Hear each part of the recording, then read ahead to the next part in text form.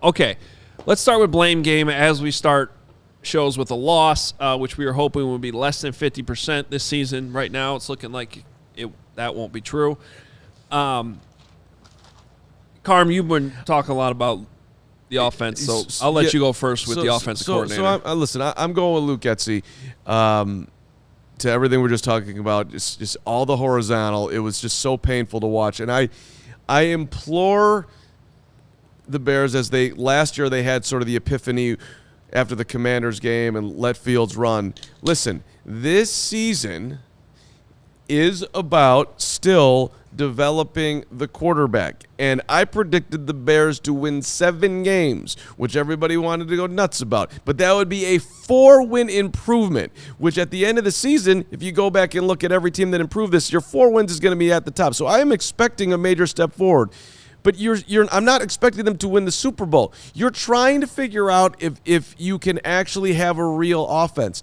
And if Luke is concerned that letting Justin throw the ball downfield, that he's going to throw 4 interceptions, well, then let him throw 4 interceptions. And if he fails, then he fails. But at least he failed trying to be a huge success versus trying to squeeze a little drop out of the lemon so it just tastes good enough in the water, or whatever stupid analogy I'm trying to make. You get the point. Play a real offense, and we just did not see it today, and it was super frustrating to watch. And to be fair, a little bit, I think part of it is he doesn't trust the protection.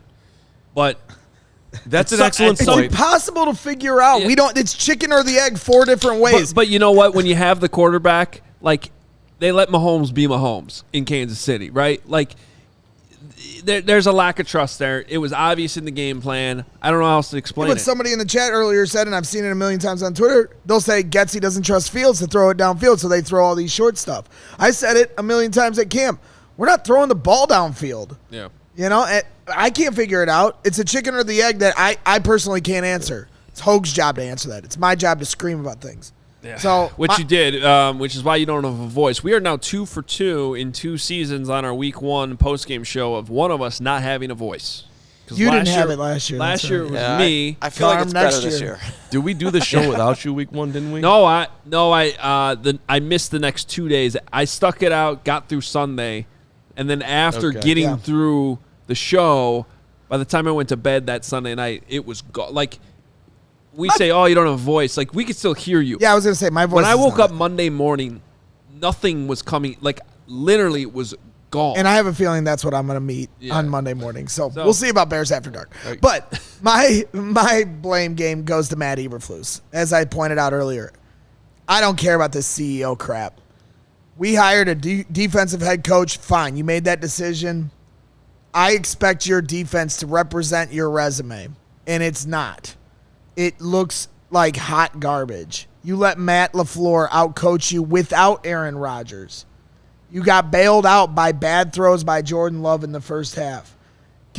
Constantly on 3rd down, going into zone and allowing those deep ins, and just everything was open at the end of the day.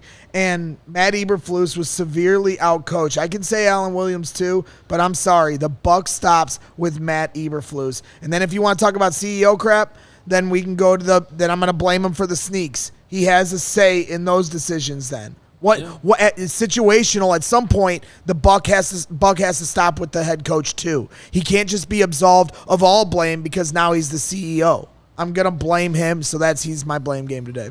Yeah, look, it wasn't pretty on offense. We can bitch about that, and we will continue to do so. But I thought there would be growing pains on offense. They ended up with 20 points. I predicted 23. It wasn't that far off. I was not expecting the Bears' offense to look like a juggernaut tonight.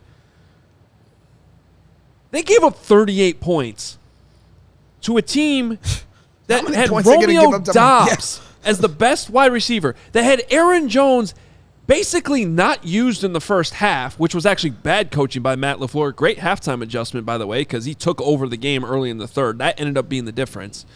But then got hurt and didn't play the rest of the way. What the Bears put out there on defense today was pathetic.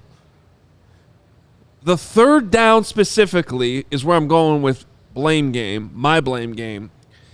They allowed the Packers to convert 9 of 16 3rd downs. A number of those were 3rd and longs. that ain't going to cut it. It was just bad. Eddie Jackson did not play well. 7 of 11 at one point, Mark Carman tweeted. Yep. That was during when the game was still in balance. Yep. It was awful on third down. There was no pass rush. They were sometimes better at stopping the run and then sometimes just getting gashed. They gave up 5.5 per yards per play when it was all said and done. That's not good.